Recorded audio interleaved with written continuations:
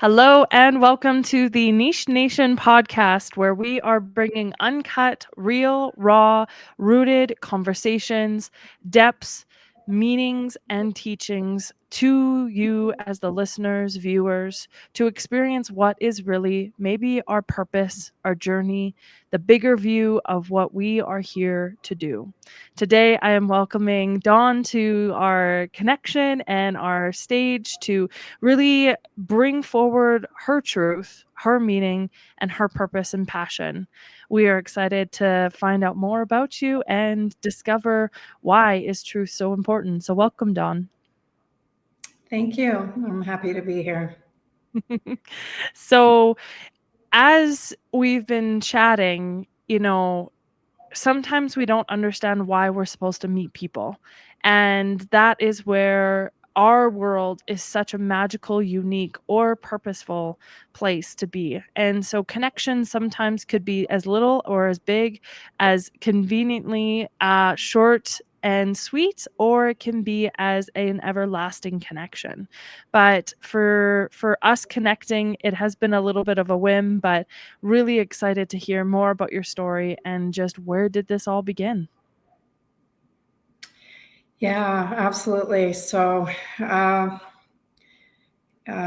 guess right now I'll start somewhere in the middle, but I started my business, Truth Inside Coaching and Healing, was its original format in 2019 after or during a bout of intense postpartum depression with my second child. And it was yet another one of these dark night situations that I'd been having for several years on my healing journey. And again, beginning to formulate some spiritual worldview around why the difficult times have to happen, in order for growth, in order to know myself better and these things. And then being able to settle into those times and really lean into myself and into my support networks. But yeah, I was inspired to make some changes with what I was doing and what I felt called to do by my soul versus what I was actually really showing up and doing in the world. And so that was one pivotal turning point in my life. But going back, I'm a Cree Métis. I was born and raised in Saskatoon, Saskatchewan, and the grandchild of a residential school survivor. And on the other side, just a long line of Métis heritage and things, but grown without any culture or connection, a lot to kinship and to cultural practice. And so, I didn't really have a great identity formation and was just really influenced by a lot of worldly things and lifestyles and way to be in the world that weren't my own. And so, by the time I was, 9 years old, I was full of fear and almost terror. I was so locked up inside, I couldn't talk to anybody. I didn't have any trusting adults. And, somebody at that point had violated my innocence. And that made it even all the worse because now I was locking in on a secret. And so I had this kind of internalized messaging I was creating around shame and around not being enough, being bad, that kind of thing. And so those are some of the conditions that were laid out. But really, by the time I was 12, 13 years old, and I found alcohol, I found drugs, I found boys, it was guns a-blazing because then I'd found what was going to break me out of these locked up chains I had inside of myself, and that's what I really believed that those things did for me. And so 13, 14 years old, I was literally a raging, violent, suicidal teenage alcoholic. And no one was going to stop me. So systems were closing in on me, and people were intervening. I even had friends trying to intervene and things. And by literal, I mean literally interventions. But I had like this invisible shield up around myself to protect what was very soft and a really soft underbelly that just really was looking for love and seeking love out in the world in the best way that she knew how. So I look back at this time of my life and how that carried on into, my 20s and into my 30s even, as, a lot of self-compassion and understanding and of why I made some of the choices I made and the path that I was on. How did I end up on that path? Well, it's apparent to me now that there was just a lot of pain under there, and this was a whole lot of coping. But then there had to be, a pivotal turning point for me. And so I can keep going, I guess. But when I was 29 years old, I'd kind of burned my life down again, with lots of wreckage. And I never really did have a whole lot to show for myself, although I always felt I really needed to prove my worth to the world. And so that was my whole MO was, look good on the outside, do the things that they all do, and show that, you're good enough to be here too, but deep on the inside, it was the opposite of what I believed. I really actually believed, that there was something fundamentally flawed in me. And no matter what, I could not escape that. There were times where, I'd really put myself into action. I would get, I'd try to get into shape and, get a new look and do different things, work my way up at work and all these types of things, try to get a new title, the next level stuff, right?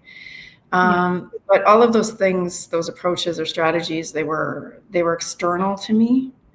And my internal, I guess, beliefs about myself couldn't sustain this outward projection of what I wanted to show the world. So back to when I was 29 years old, I knew I needed to make some really big changes after, hitting a wall. And I decided, it's time to clean up my lifestyle a little bit. And I didn't know exactly what that looked like, but I knew it would mean that the first thing to go would be to stop the drinking and the partying that I was doing. And so I went to work just trying to better myself in the best way I knew how to do. I started to try to get my health in order. I started going to the gym. I started reading inspirational books, joining groups and learning about different personal development topics. I started to, read Melody Beattie and all of these different kind of things that would float in and things that I felt applied to me.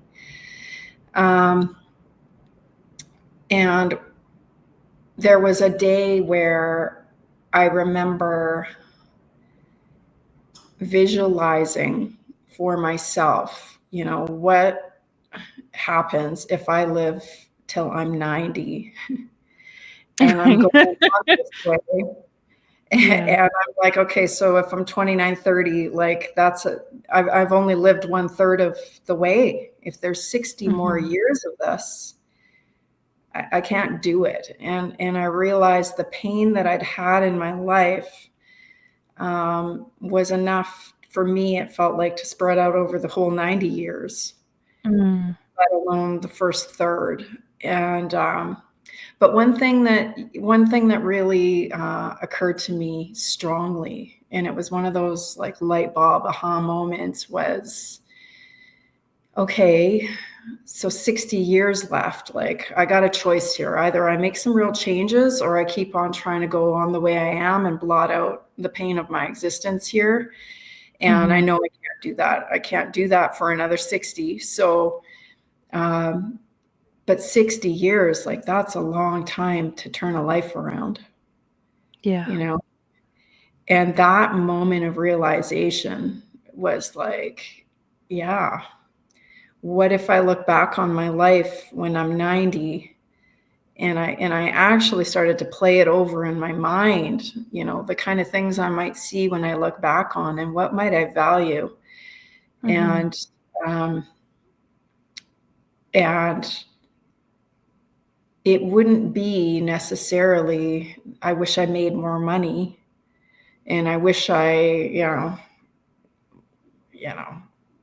achieved this, achieved that, necessarily, like those worldly kind of things. I started to think about, I'm probably actually going to want to have had good, fulfilling relationships with people. What do I have to do to work in that area? And I'm probably going to want to look back and actually see that I filled my life with what I wanted to be doing with my life. And rather than regretting the things I was too scared to do because of what other people think. And that's been a long journey of doing what I want to do despite what other people think, and I think there's this young part of us that has to just grow and grow and grow, and strengthen and fortify that inner self through the healing journey. So, I guess that's a little bit of leading up to, some pivotal change, and a lot has happened since, but that's when I got sober. So I'm celebrating 13 years sober, just pretty much now, in the last 2 weeks. And so I really like to reflect on what's all changed since then, and how it used to be versus how it is now. 1,000%. And huge congratulations, because that is such a blessing that you're giving yourself. I think when we talk about the journeys of addictions and sobriety, there's a lot that people think, well, it's not a big deal. I'm not drinking anymore, or I'm not smoking anymore. But when you are, like you said, in that rut, in that dark place, and that just truthfully, I think with a lot of addictions, we're just in a very lost, confused state. We don't know what to do with these feelings and these emotions. But there was a few things that you said through that share that are just wow. So the one I want to really reflect on is the way you had your perception. I've never heard somebody say it that, oh man, like, if I've been doing this for 30 years, I got another 60 years of living like this if I keep this up. You always hear people like say, oh no, like, that was the time that I gave it, or whatever, like that. Like, your reality was setting in that if I don't make a change now, I will be setting myself up for the next 60 years to continue this. Like, that's a huge realization of knowing that that's not what you want your identity. And then another big one that really, I think, where a lot of trauma does come from is our identity. I think because we have not been given the chance, like you shared, that, that soft belly innocence, that gentleness of being a child, the vulnerability, that purity of it, and it to be taken away. I think so many people um struggle with that journey of knowing, where did their childhood go? And especially where you share that, the journey of being Métis, you're coming from two worlds that technically, quote unquote, hated each other. And so how should you love yourself? How can you represent something that is a home, safe, being you, right? So those were really big pieces in your share that are very common, and why a lot of listeners and viewers are here at the Niche Nation, because a lot of us have been struggling. What do we do with our childhood? How do we mourn something that we maybe not ever thought we could have, right? Oh, absolutely. I so agree. And the identity piece, I mean, that has been so key. I've struggled a lot. My mom's side is the Métis side. My dad's side is actually Cree from Muscadet First Nation in Treaty 6 here in Saskatchewan. And I've had this fair complexion, just like my grandmother, who was from Mhm. who attended residential school and who was from Muscadet. Um, and I didn't grow up immersed in the community and in my culture. And so I always felt like there was something that was missing about me, but there was this Mhm. longing to return to my roots and to this holistic set of principles that our communities live by, or spoke about. There was something Mhm. in me that just vibrated at a frequency that matched that, rather Mhm. than the world I was living in. And I just felt like my light was out. Like, and Mhm. now when I look at it, I look at everything through energy now, right? And the God light inside of me, or the higher power, or the creator light, or whatever you want to call it, it was like the pilot light was out when I was very young. And you know Yeah. what alcohol did for me was it lit that light, or it made me feel like it lit that light anyway. Yeah. Yeah. And so I chased that. But in the absence of having, this outward connection to community and to identity, formation, rites of passage and way of living, I don't really believe a child can necessarily light their own light. The world is dimming our lights, Yeah. and I can name on probably two hands all of the light dimmers I've come across in my life who have contributed to me shrinking deeper and deeper inside of myself, Yeah.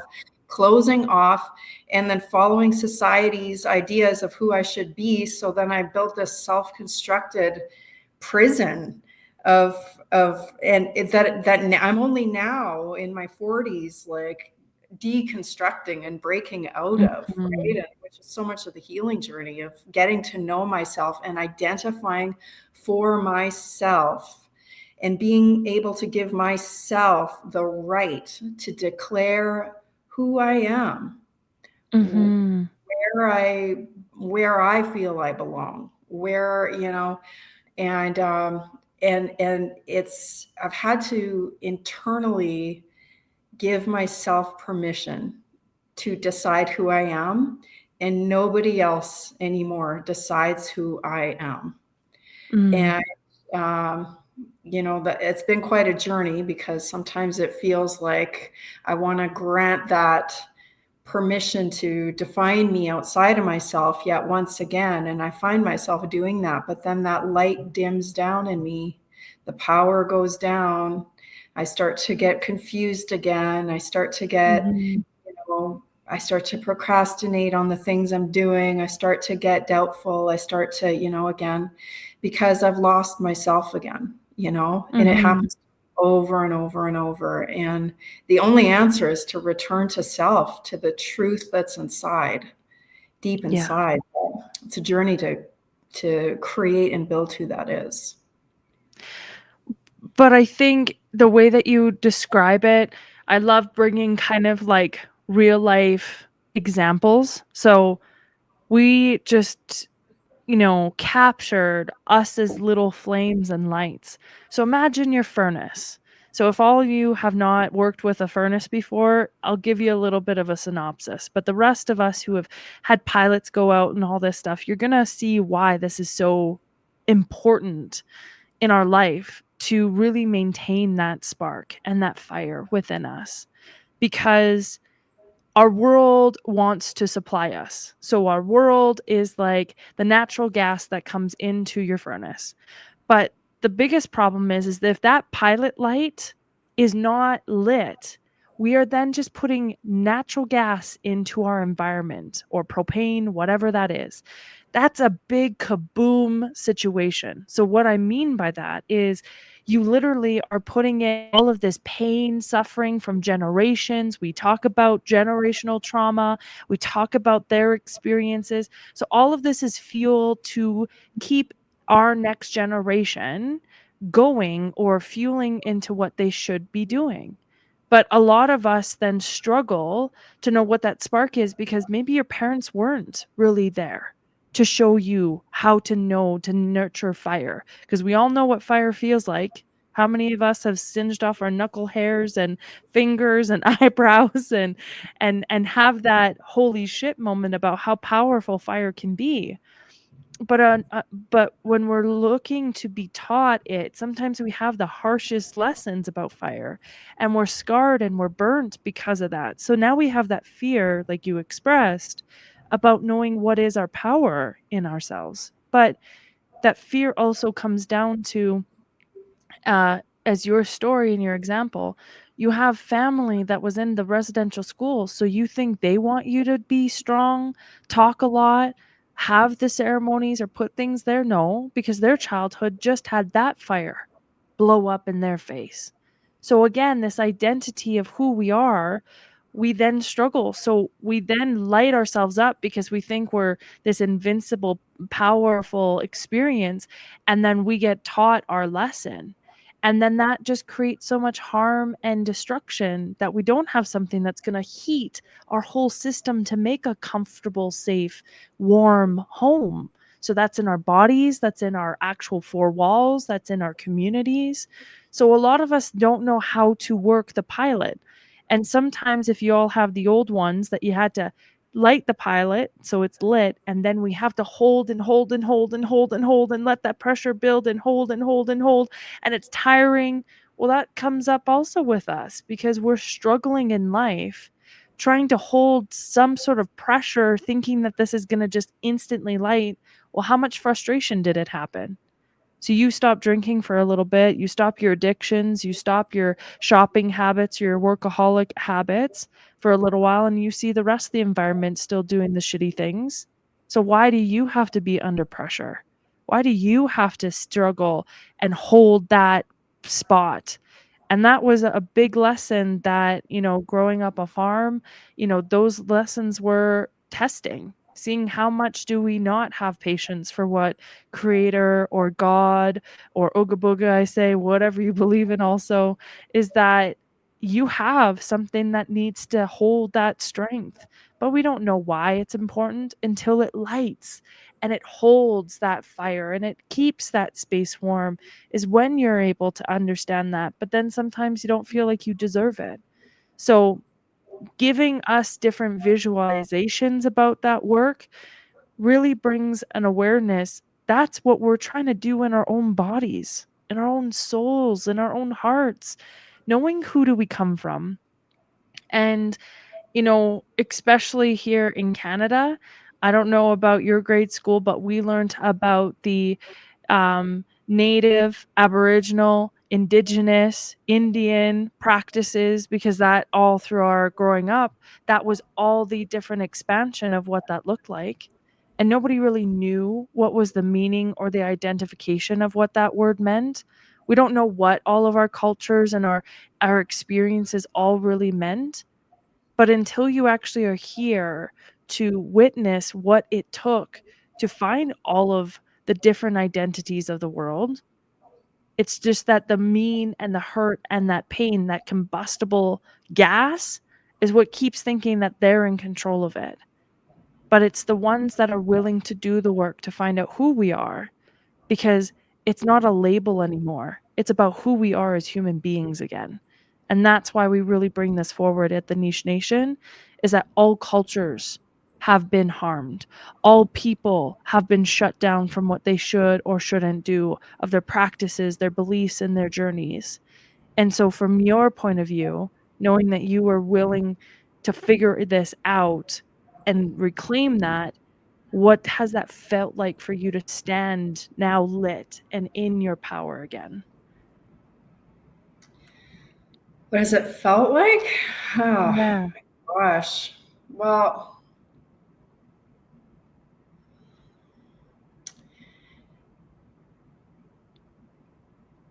there's a, how is it said? Is a chuku from the, it's a First Nations word from the interior of BC, of the Akiskanik Nation, I think more recently. They have an actual term.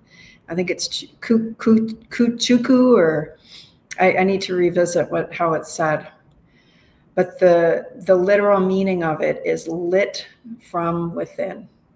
Mm-hmm. And everything I say, do, deliver to the world, like it's all about being lit from within. And if you think about it, like the light was out in me, and I literally, you could describe me as being the Walking Dead, because that's what it felt like to be. And when I sit in a room full of addicts and I talk to them about what it's like to be the Walking Dead in this world, none of them bat an eye, because they know exactly how it feels. Yeah. And when that substance or something artificial is used to light that light, it'll work for a while, you know. And if one thing stops working, often people will transfer over to the next thing that works, or use several things that light the flame real good, you know. But it's artificial. And so what this is being lit by the real thing. And so what I've learned is that this higher power source of creation, the great mystery, is not something that is like some off-planet thing that's looking down on me, telling me I'm having my wishes granted or not wished, or I'm good or I'm bad, I'm being evaluated. That's not what this is. But that's what I was conditioned deep inside of me to believe in, this colonized culture that we have. And so as a result, I was constantly looking for approval outside of myself to tell me I'm loved, I'm wanted, I'm good enough, you know, let alone only to find on my healing journey that I couldn't believe that that power wanted anything to do with me or hadn't overlooked me. It was granting, you know, goodness to everybody else except for me, you know. And so when I, through my journey, began to discover that that power is actually inside of me, I began to return to, you know, the central tenet of my Indigenous teachings and what many elders have told me, that we're one with creation. And I began to understand that that power is inside of me. That source of creation is in my heart. It's right in my heart chakra. And it lit up and came alive after I stopped.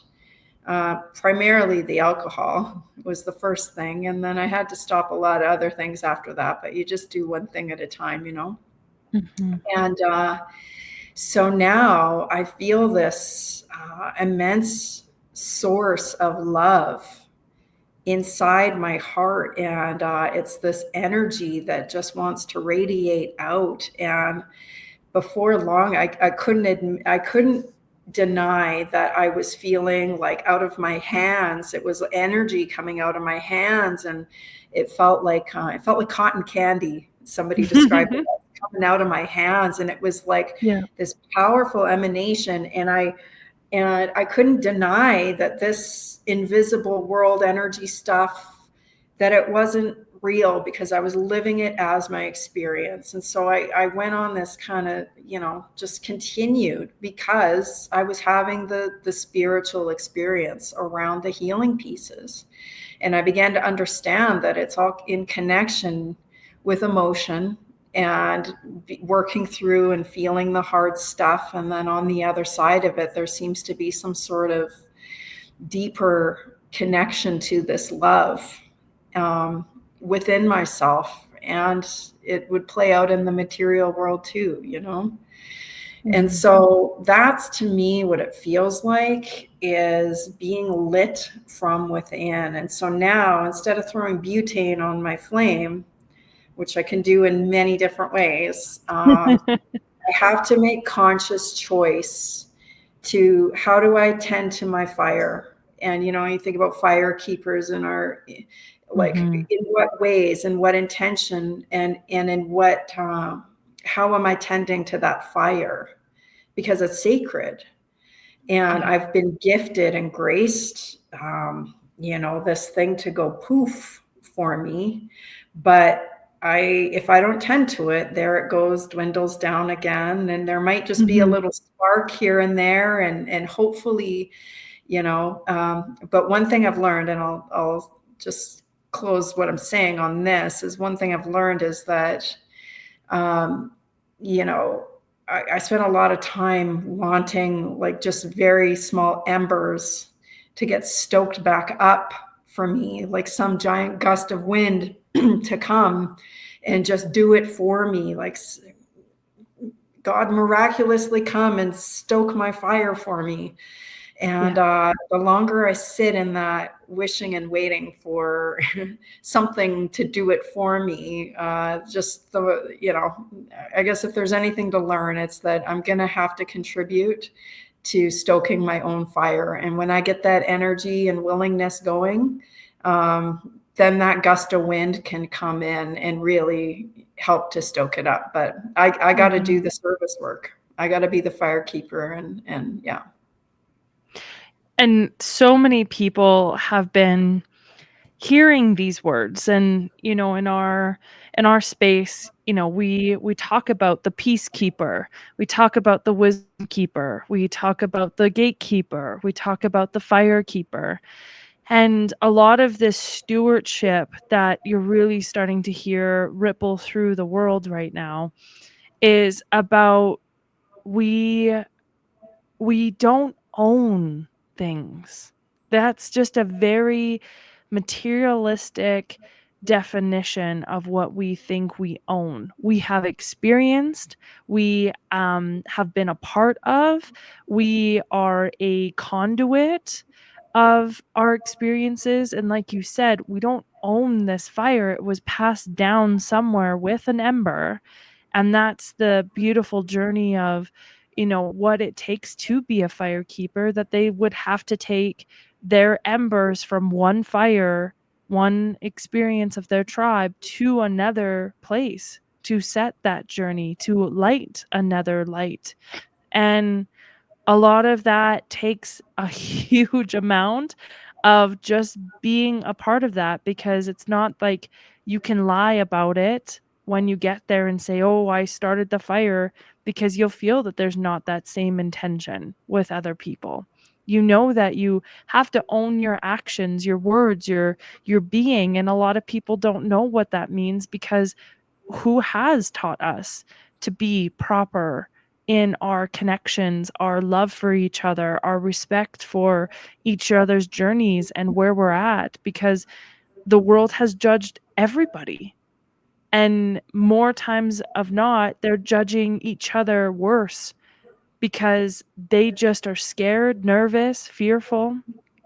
And I think you just really shared it so passionately about, a lot of us want to have these experiences back. But remember, the people that were going to gift us these teachings were shut down. They were stomped on. They were killed, abused, abandoned, battered through what was something that others didn't want to take the journey to respect or understand or know.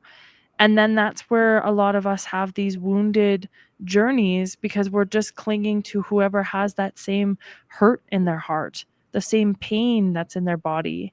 And we as a community, I believe, are here to stand for better respect, better gatekeepers, better teachers, so that our generations don't continue to go down habits that are no longer here.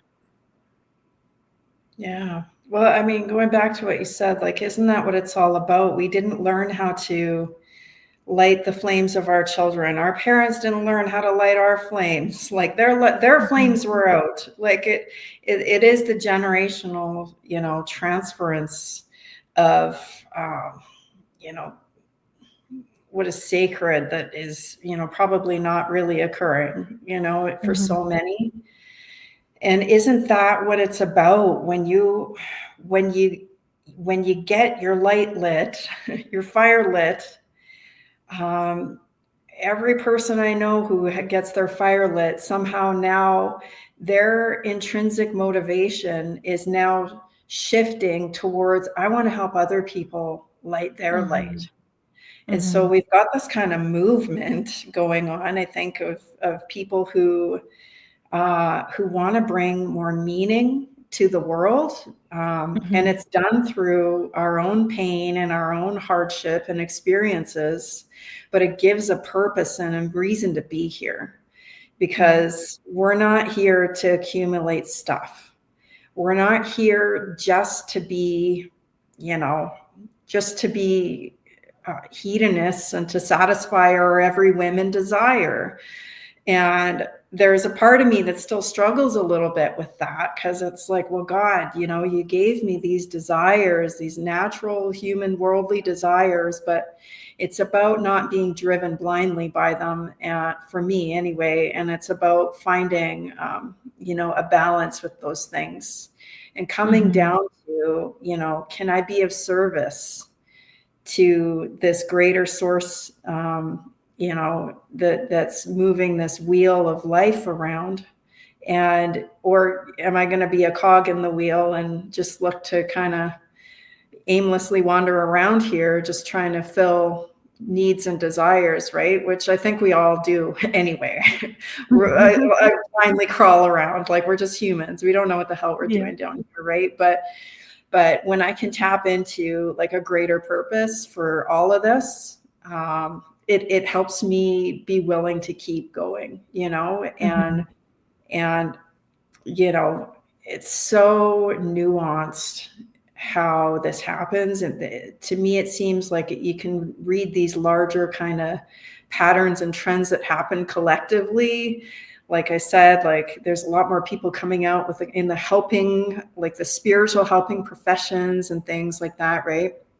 And creating this whole new market for it. And but it's so nuanced, because you come up against all of the social conditioning that wants to dim your light, and that's the journey that we have to navigate through. Is it'd be great if we could just get on with this and not have to face, the fears and the things that hold us back from truly experiencing, what it is to be, a torch bearer or somebody who's lighting the way for other people in the world. It takes a lot of courage, but that courage isn't just, these traits aren't necessarily just assets that we naturally have. Some of us, like myself, for instance, have had to be under a lot of construction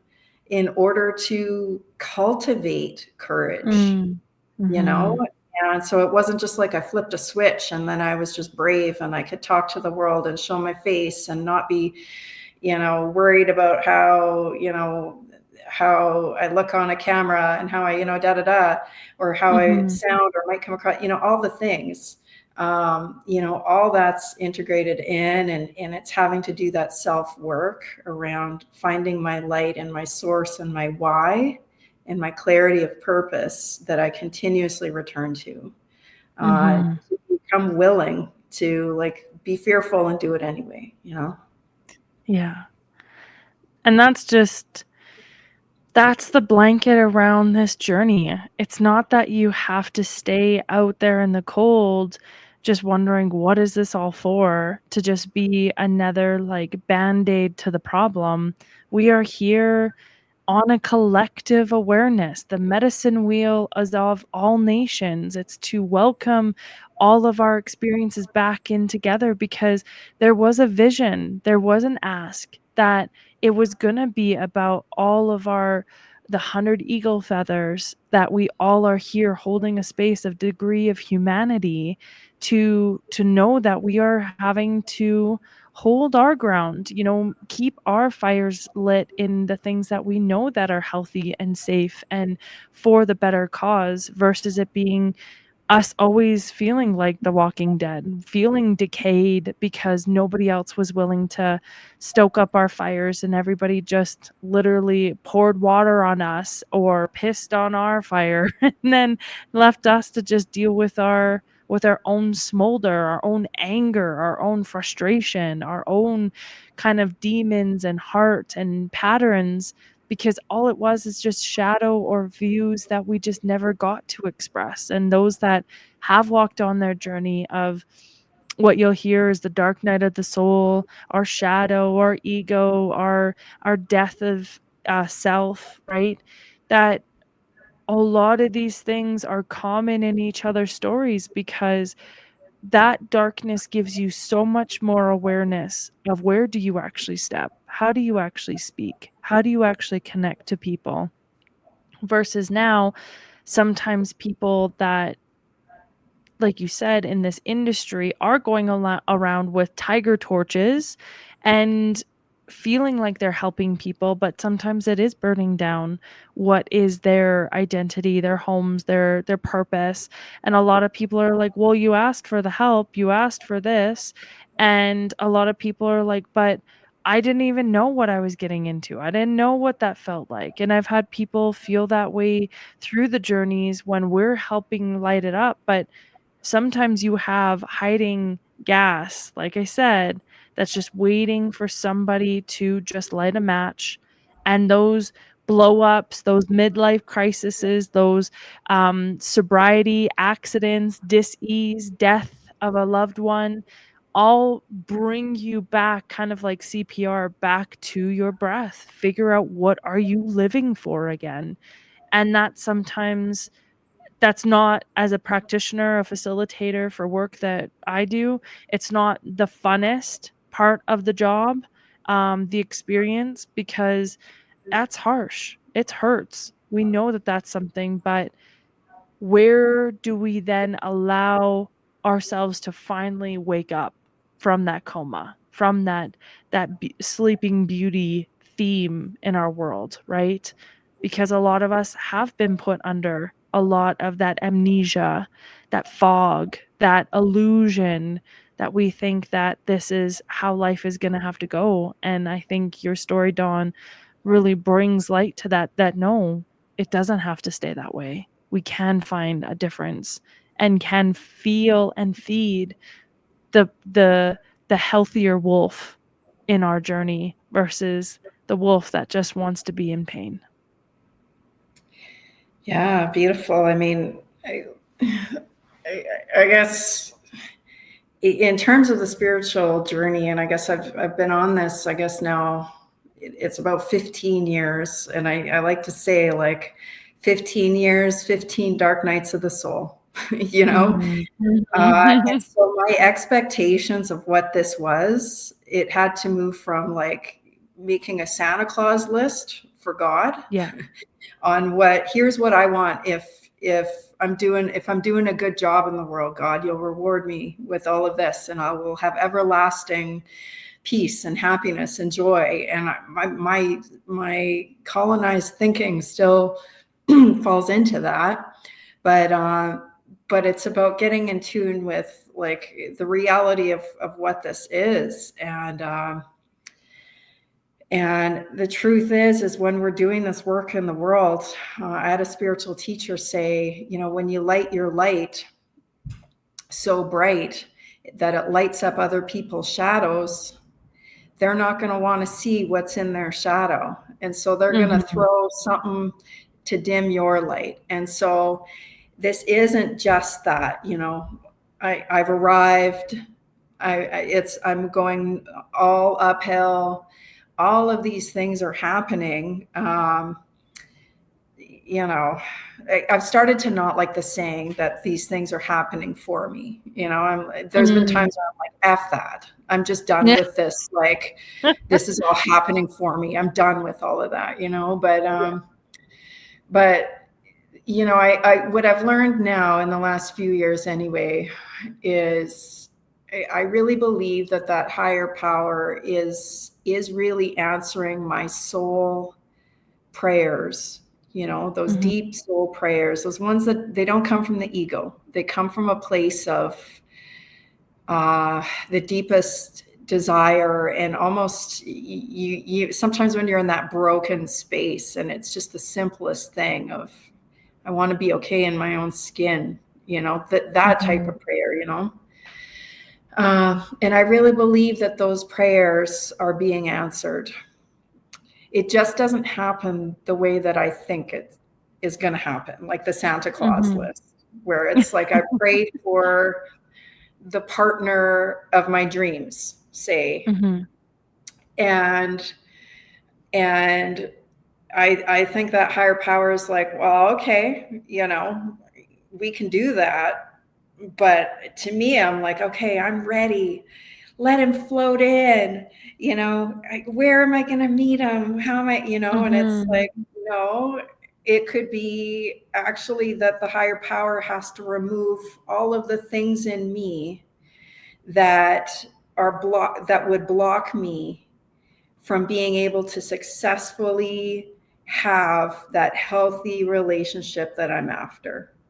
Yeah. So what does that mean? Well, if I've got attachment trauma, guess what's going to come up? I'm going to attract all the situations in the world that break open my attachment wounds. Yeah. And so I see a lot of women going through that in the dating scene right now, and all these things. We've got the greatest intentions for ourselves, but we don't know how this works. And so we're healing through, the hidden underbelly, and some of the pain. Right. And so now I just try to live a life of purpose and stop trying to kind of chase.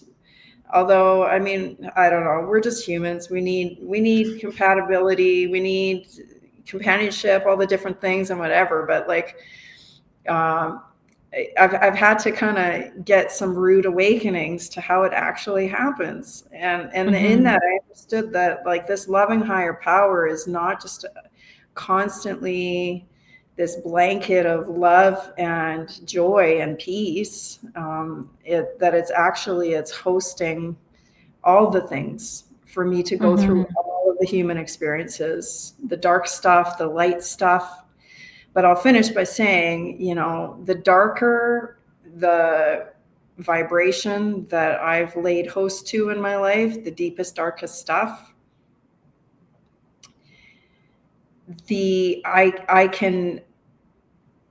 I have the potential to hold that much frequency in its opposite.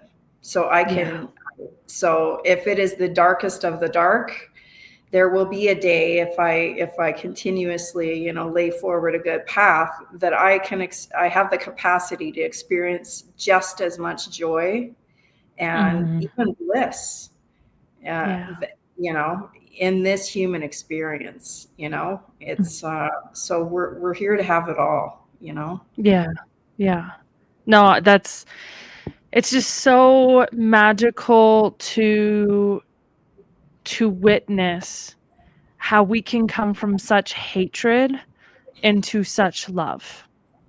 And that, I think, is the bigger, awareness of what life really is here for, because that can be that powerful. That can be everything, as whatever practices, the golden rules you listen to of all different thoughts or religions or experiences. It literally shows you so much more, that the golden rule is just you love each other as much as you can love yourself, right? Because that does bring so much balance to the whole journey. And those that do, like yourself saying, I've experienced pretty much hell and back, and that I'm able to then have the abilities to know that I can love from mountaintops and back. That's the beauty behind all of it when we are journeying through those experiences. Totally. Give that to the Walking Dead any day, you know? Yeah. Like, this is a life Yeah. that's being lived now, you Yeah. know? Yeah. Yeah. And a lot of people, when they see us on the other side, all happy and glowing, and Facebook is all looks so amazing. It ain't like we're just everything's put back together, y'all. Like this is still rooted experiences. And I think you expressed that super well on that innate knowing. And my belief system is that we are here with ancestral prayers, that we're not able to do what was available at that time. So there's somebody here that will be born into this family, that will be strong enough to journey through her story, his story, working through what their levels need to be brought forward, because that was not available for somebody else in the family to know that that is a possibility. So I had an elder that when I said, I've been praying for you. This has been like a call that I'm so thankful. And he said, praying is hunting, like the prey. He says, what we do is we hold our prayer. That is the difference between praying and prayer. And that just like lightning bolt hit my chest. And a lot of us think that that's what we're doing, but you're already the prayer. Us on our hands and knees, offering tobacco, working with our rosary, asking the temples, lighting incense, putting fire blessings, putting food out for a spirit plate. You're already prayer. The reason why we have these practices and these actions is because then that way you get to discover what is the real prayer. If you listen within, even through the toughest journeys or not, you get to have the balance towards what really is available for you. But that was something when he shared it. And I am fully Ukrainian. I grew up that way. I just knew that this was the way that I was gifted to hear stories, gifted by random people. I was a part of doing traditional experiences and ceremonies before it was what we say it's cool to be Indigenous, have cultures of all nations, of all people. I struggled with identity so hard because I didn't understand why. I knew that I was here in respect and of honor, but so many of us, like you said, about identity is we don't know what that means. We don't understand who and what we are. And the one teaching that came so strongly into this about identity was, you've been all things before, my granddaughter, grandchild, grandson. And that is why you are gifted this experience now, because you have the abilities to bring back what you have in your soul, what your prayer was, to be the best version of yourself now in this body, the meat suit, the journey in the soul. And so you only have that truth, like you shared, of what you are here to be. And if you don't understand it, that's fine. Ask for help, ask for guidance, see if that is available for those teachings. But it's never something that we are going to be hunting our truth, because you are already the truth. It's what that mirror work, what a lot of us talk about in the industry, is look at yourself, because a lot of the things that you need to understand are within. It's just that we have to dust it off. We got to, like the phoenix, we've burnt through the fire and we have ashes, but that ashes can be healing, that can be medicinal. We can have the activated charcoal to get rid of the toxins and the pain and the hurt that we've went through in life. It's just now, how are you going to step up to this world and show your true self and let the rain cleanse us so we know what we're here to stand for? Yeah. I mean, you said a lot there, but I think there's this real longing for a lot of people, especially in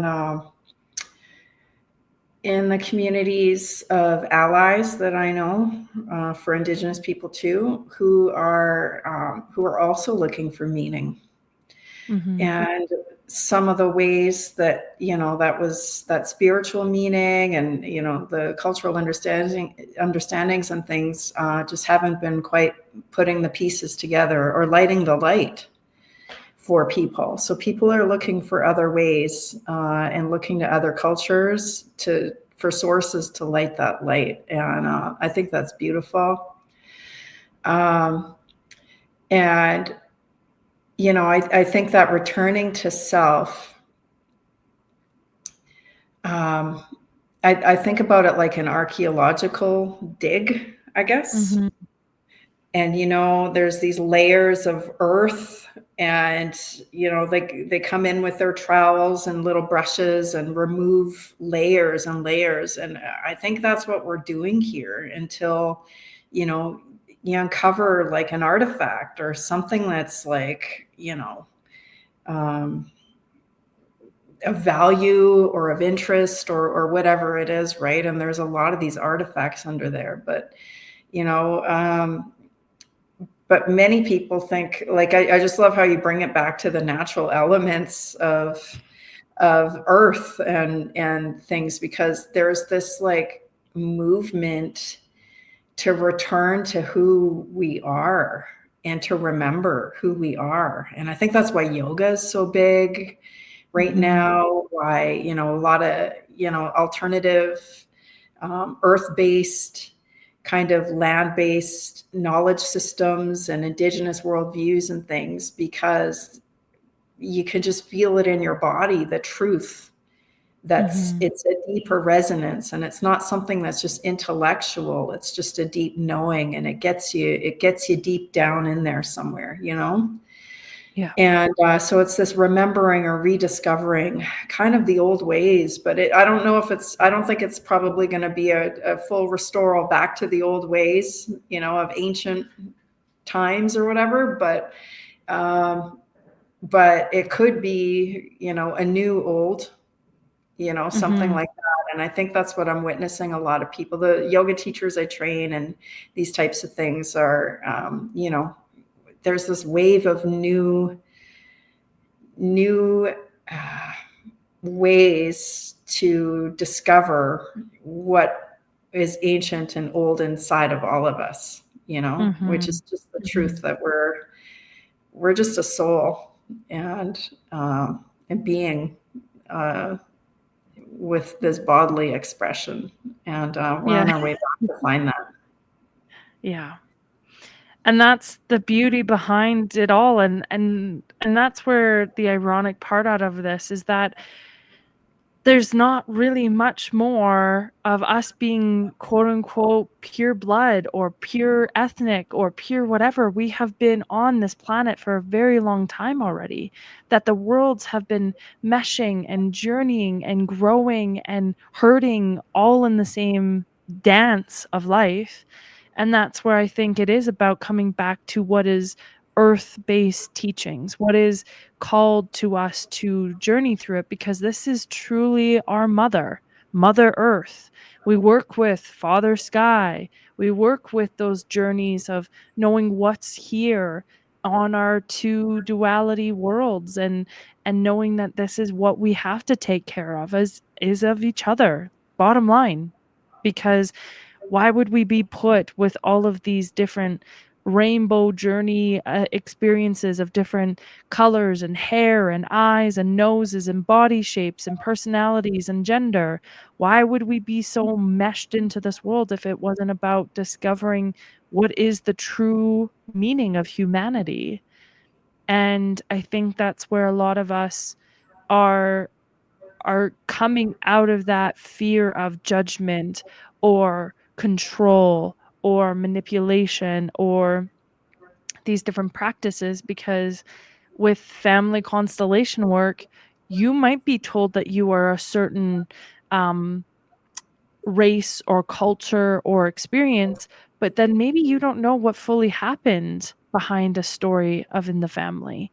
Maybe there's something deeper in the family that has been gifted different exchanges or teachings, and that's why you feel called to have something of your life in China, or you want to go experience the journeys in Spain, or you want to feel the sand between your toes somewheres in Mexico. There's something that our soul all is calling and yearning for, that we are not here to judge why we are being asked for something bigger. It's just, are you going to be respectful and truthful, honorable, and just a little bit more naive versus you thinking you're a know-it-all in all practice? Because nowheres I've seen in any scripture, tablets, hide, or ceremony has been like, you are the guru, knower, and beer of it all. It's not truth. Any master or yogi or guru ever says that, or head chief or person of high ranking doesn't ever say that they know it all, if they're truly there in leadership. The ones that do, that's there for ego, and that trips and falls real quickly. That's like a domino effect of a house of cards. But it's those that are in pure intention of love, unconditional love, is why we're here.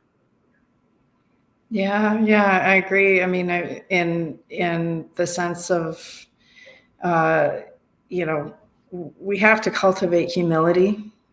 Where basically we know we have limits in what we know, and come from that place. And I also think it's important to respect these cultures that we're studying, that we're immersing ourselves in experiences in, and in some cases, are we following protocol before we pass on these teachings and things like that, right? So this is all touching on, the widely controversial, like cultural appropriation and all these things.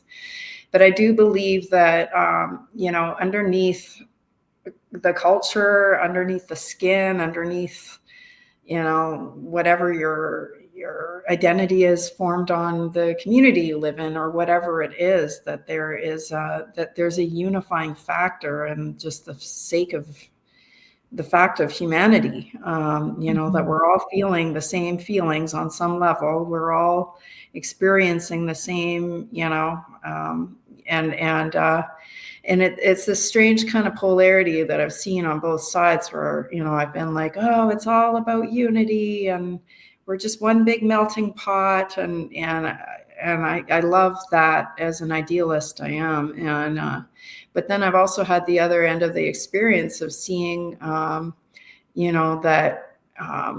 where my unique experience as an Indigenous person has been erased, in some spaces, and some, and so, and how it's been kind of watered down, and so I think there's room for both. It's about coming together in unity, but and one big melting pot, just as much as it is about honoring our uniqueness and creating space and room for everybody. And that's, I think, where the struggle is how do we create space for everybody to be at the table, and to do it, to live safely in a society where they don't feel like their nervous system is constantly activated, because they're under some threat, right? Or many threats. And, so how do we create societies where we can all, experience life being who we are, without having somebody else's ideas imposed on who we should be and how we live.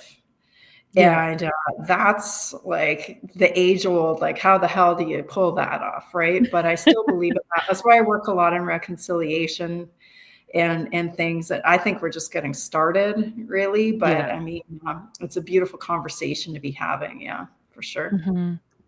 And that's where I really thank you for bringing that clarity again to the community, because that's why we have it called Niche Nation. It's of the nation, but you have your own specific niche. It's only for you. You're unique as yourself. So that's why it's so important that, like you said, we don't get lost in the sauce of, we're just one big, you know, stew pot. But this is where we all have a flavor that's very important, and we just figure out how does that work in the recipe of life. So, Yeah, absolutely, 1000% love it. yeah, we're all one special ingredient. Yeah. Yeah. Now, when you shared in the very beginning about your journey really awoken after postpartum, what did you journey as a mother that, had all of this innocence, you know, threatened, hurt, banished, and robbed in your journey to now knowing that you have to bring little ones into this earth? How how did that actually activate more discovery for you? Hmm. Well, I mean, the postpartum started with my first daughter, who's now 10. So that was 10 years ago. It was a traumatic birth. And you know what? I just wanted what everybody else wanted, those experiences of like, I wanted to have a healthy baby, Mhm. I wanted to have that experience. And I mean, I'm just like any other woman where it's like, oh, I want to have my beautiful wedding dress and I want to have that experience and whatever. Right. So when I think back on like, had I known myself a little better, I probably would have, thought about things from a different lens. But it was just Yeah. this kind of like, yeah, let's go for it. So when I got hit with the reality of what the experience of motherhood was versus what I, kind of fantasized it would be, Mhm. and I mean, fantasy is probably the appropriate word in a Yep. way, right? Because nobody can really relay for you what your experience will be like or what it'll be like, right? And Mhm. nobody wants to tell an up and coming mom like, oh, just wait for hell, that kind of thing, because it's not always like that, and you don't want to Yeah. discourage a mom, right? So anyway, but basically, I was hit by this just massive PPD episode that I could not get out from under. It was like an invisible weight, that Mm. no matter what I did, and I kept trying to. I was in this loop of, how I'm going to fix this. I'm going to get out of this, and I'm going to I used all my muscle and resources to try to get out of it. Where it was like, I just need time for exercise. I just need time for this, and I'll climb my way out. But really, what it was pointing me to was the fact that I was way too self-sufficient. I couldn't ask for help.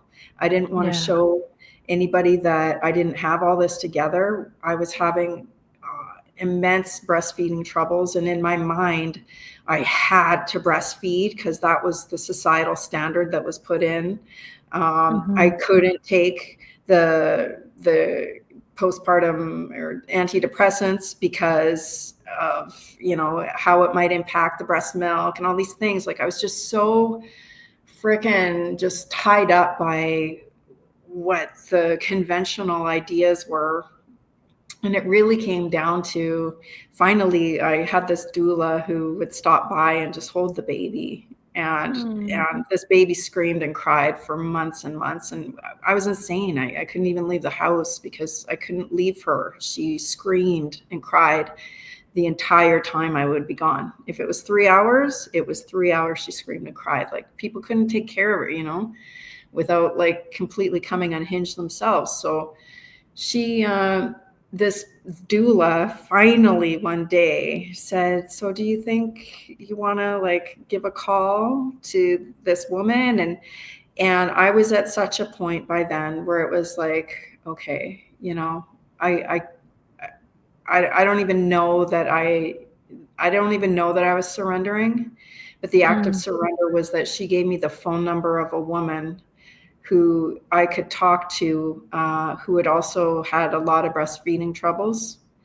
And something about that, being in that dark, hopeless place, I actually phoned the woman. Not Wow. knowing her, not anything, and me being self-sufficient and I've got it together, that was a real act of humility for me. And but it wasn't humiliation. That's different. And I ended up having this conversation with this woman, and I hung up, and I was like, so like, oh, there's hope. Like she, here's what she did, and da da da. And then the doula hooked me up with this other woman. She's like, I know this woman. She's also a yoga instructor. I swear she lives right around here. Here it was my next door neighbor who I'd never Oh, met, who was like my age. yeah. And we had kids the exact same age. And like, it was just these like little, these lights began to shine through because I stopped, like I got the hell out of my own way. And I became humble enough to just like let some light shine through the crack, and then got willing to do something different.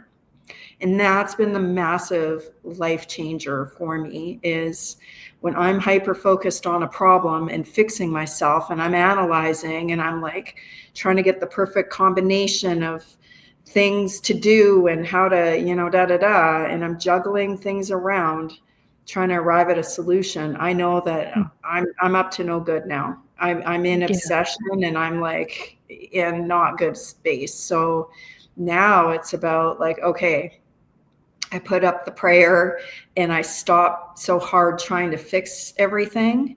And then I wait for that guidance to come in. And sometimes it's not like some voice that I download in my head necessarily. It's like next thing I know, 20 minutes later, a text comes through from somebody I haven't heard from in a long time. And my inclination is to say, oh, fuck, I don't want to talk to them. Right. But it's like, oh, maybe answer that text. And then it's like something opens from that. Like, it's these kind of things that I've learned, is like the guidance is there. The higher power is there. I just got to let it show me. And so the second episode of PPD was with my daughter, who's now 6. And I laid there breastfeeding one night, after just giving her a feed. And had been in such a dark place around what is the point of me amassing all of this healing and all of this wisdom and all of this stuff. Like, God, you want me to pass this on some way, don't you? But I just like, I'm locked up in myself. I can't be visible. I can't be, I can't get started. I'm just locked up in myself about it, and I hear a lot of people that get to that place where they're like, they feel like they got to jump off a bridge to get started. But it just came to me, and I rose up. It was probably 11 at night, and I rose out of bed, and I went down to the kitchen counter, and I opened my laptop, and I started building a website. Wow. For what I knew was already there. It had been in my mind forever. I had never taken the action to transfer it into something tangible. And I started creating a website for Truth Inside, which would be healing, because I'm a Reiki master and energy worker, and I do all these funky things around that. It would be yoga offerings, and then it would also be personal coaching. So I'd gotten these certifications. I wasn't doing anything with them, but it was like, if I could be doing anything with my day and my time and not have to go back to the godforsaken job that was sucking the soul out of me, what would I be doing? So I started writing content, and I built the whole thing online in like, I don't know, it cost me $250 to start everything. And I did it all from that laptop within a couple of days. Wow. And then, things just started to kind of go from there, right? Yeah. Yeah. And it's so powerful that way, because those beginning stories, it's literally going to be the same thing here for me in 10 years. And on March 17th, is I dressed up as a lucky leprechaun because it was St. Patrick's Day, and I offered card readings for free. And a lady said that was the best reading she's ever had in 25 years. And she's like, "Where did you get that from?" And I said, a half done Doreen Virtue card reading course. And she's like, no, where does that come from? And that's where it was just like, I don't know where it comes from. So it's the same thing. Like those little nudges that we are being blessed with, we do have an awareness that something's deeper to this. And I think a lot of people, especially when we talk about when you said the fantasy of motherhood, parenthood, all those things, 10 years ago to think that that's what was no awareness the way that it is now. Yes, everybody's still struggling with their own fears, but yeah, just even 10 years ago, this was all like, X, don't talk about it. This never happened. This doesn't work. You do hold it in your home. And that's where it's such a beautiful awareness now that we get to have these voices. But it wasn't out of no pain and tears, folks, because why we do make these websites in the middle of the night. We put these podcasts together. Why we share our brand and our stories with everybody else, because exactly like you said, there are so many moments that we felt that. So we know that there's more people out in this world that are feeling those exact same things, maybe a little curated of a different story or person or taste on the angle and the attitude towards that. But we really do have an awareness now. And that's what's different. So to give yourself grace for however that had to pan out, but knowing why we stand forward to that respect. And that will be so much more of a beautiful gift when you get to pass that down to your kids, pass those into your community, and really be a better version of yourself, because you deserve that, not it's for everybody else all the time. You deserve to have that light, the happiness, the warmth, the glow, the fire within you again.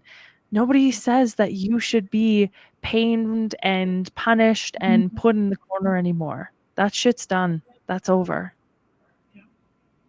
Yeah, when the pain, or sorry, when the fear of doing the thing, or is less than the pain. Like, so I guess to me, how is it when the pain? What is it? Is it the risk? I don't know. But basically, when the fear of doing the thing is less than the pain of doing the thing, of not doing the thing. There we go. The pain of Yep. not doing the thing. That's to me the zone I had to get to, where it was like the scale tipped just enough to where it was like, okay, I'm willing Yeah. to do it. I'm willing to, because I know I can't go on trying to blot out the pain of my existence here. What I'm doing is not working for me. And so, we get willing to do these things. Right. And, Yeah. and in the process, you learn so much and grow so much. And it becomes a really beautiful aspect of self-discovery too. Yeah. Yeah. So definitely. Well, and I've got a couple of sayings, and my husband and I, we always say this all the time, is what do you fear more? Fear of staying stagnant in this old place? Or is it the fear of you actually having the life you know you deserve? And you're just scared who can take it away? How will it be ripped away? Those layers, because we're used to having some sort of abandonment or threshold of the floor dropping out underneath our feet, energy and thoughts. So we see you, but what's the bigger fear, like you said? Having it happen, or is it having it not happen? And that's where a lot of people are like, I know I can do it, I just don't know how. And that's because of support, community, reaching out to the next door neighbor that literally is mirroring or vibrating the same kind of theme that you might be. And sometimes our old friends aren't going to be there for the biggest cheerleader mode, because you have to now start matching what is really about your trajectory, knowing how are you going to get up that hill, because some people don't want to do that work anymore, and you can't expect them to be your biggest cheerleaders because they say they are, but there's maybe a bit more jealousy or hurt or pain behind that versus what's really there. And I always say, are you scared or are you sacred? Because if you are scared, you're not really seeing what's deeper within you. And if you are sacred, I understand why you're scared, but you would not have that purpose and mission if that was why you were called to do something bigger. Yeah, absolutely. And I think uh, the thing is to just get started, like Yeah. just start something, any part of it. I haven't known what I'm doing through the whole thing. It's just like it's just it'd be like I don't have the inner scaffolding that I need. Well, guess what? It's going to be built and assembled along the way. And Mhm. if I'm on the course, the right resources are going to show up for me, or I'm going to know where to get them. Am I willing to go there, right? And to do it? Am I that's the thing is usually what I think when people get to the stage of where you kind of want to next level your life or you want to break through and do something like entirely different, and it involves visibility, it involves you're probably already at the place where you're discovering that the people that you're surrounded with aren't necessarily on your vibe already, Mhm. right? Mhm. And it might come even more so, right? And so can you be willing to consistently and persistently put yourself out there and do this, whether you've got your cheerleaders on board or not, and so for me it's a little bit of tying into that larger purpose of service to humanity. Yeah. But then also not getting stuck in that friend zone of like, okay, I've got all my cheerleaders, and but I'm not reaching the where I want to be reaching to, or the people I want to be reaching, right? So I don't know. I think it's just a matter of like just get started, Yeah. and the pieces will come and fall into place, and who you are will evolve at the same time as you start to be able to go in the world and say, I'm a podcaster, or Mhm. I'm an author and a speaker, or I'm a whatever. I do energy work. I do whatever that might be. Or I'm a consultant for healthy parenting, or whatever it might Mhm. be, right? Like it just you're starting to form and build your own identity through that, and what this work tends to do, and it's like I said earlier, when you light your light and you're willing to shine it out to the world, it starts lighting up other people's shadows, and then they Mhm. start to see, I'm not doing anything that I want to be doing, I'm not getting up to, and some of those people are light dimmers. And so that's where it's about, we got to stop trying to prove to the light dimmers that we're worthy and we can be successful.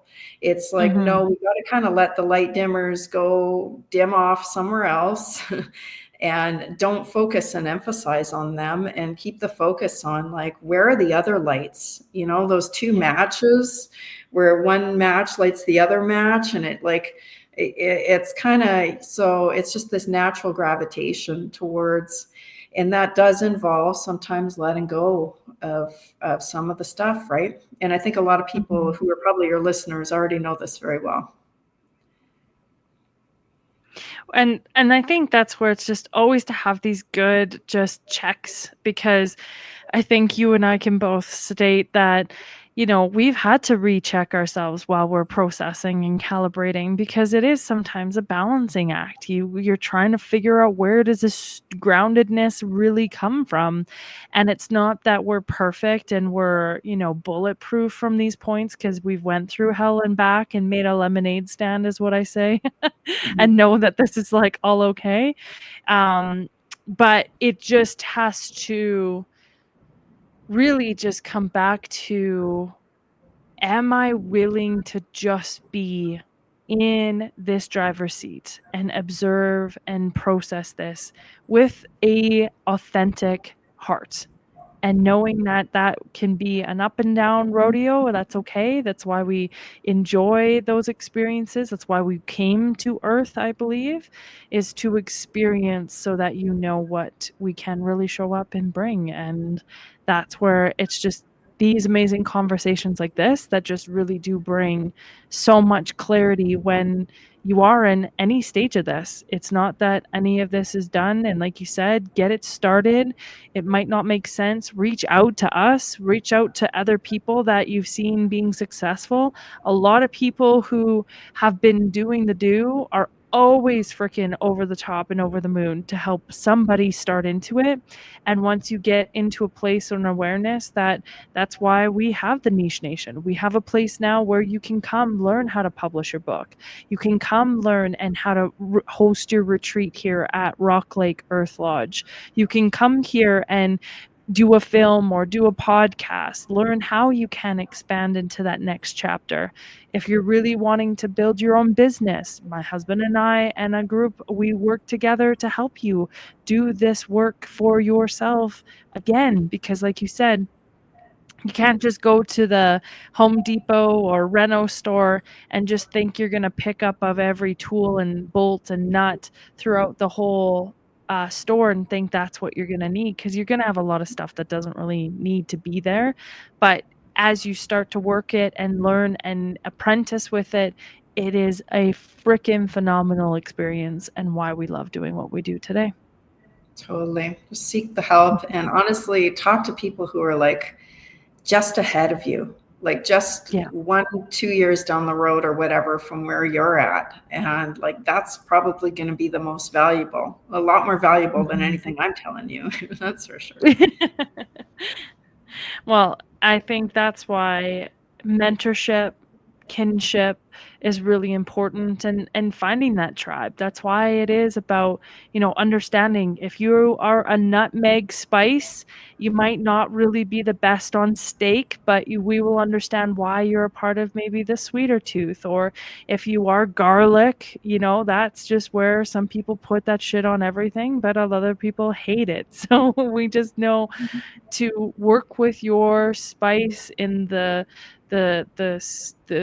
we had one lady call it the Cosmo kitchen, that we just learn how to work and cook with what we're meant to bring up, and it is the time. And another saying that we do have from a dear friend of ours is that rejection is for your protection. So understand that that is a redirection to where you truly might be needing, because sometimes our nose needs a little bit of coffee just to get really aware of what we're actually smelling at that point, because we're just used to being sometimes in those hard and harsh places, and that's okay. But know that there's somebody to reach out, and I just can't thank you enough, Dawn, for your view and your vision on it, because it's been just so amazing and refreshing to hear your version of the story as well. Thanks so much. It's been really great to be here, and I can't wait to see what Niche Nation does, just continuing to open minds, expand hearts, and help people get into like the meaningful purpose and what brings them passion, joy, freedom, and so it's really exciting. Well, thank you for being brave enough to just trust us to be like, hey, want to be on the podcast? And you were like, yeah, sure. I'd always love to share my story, and bringing people more aware of what you bring to the table as well is such a blessing. So with that, is there anything else that we feel like we need to know? And if not, where can we find you and work with you as well? You can find me at my website is truth-inside.ca. I'm working mostly in consulting work right now, but I'm also the co-founder of Saskatchewan Indigenous Yoga Association, and we train Indigenous yoga instructors all over Canada. We have a yoga teacher training coming up that we're hosting in Invermere this year. So check us out at www.siya.ca,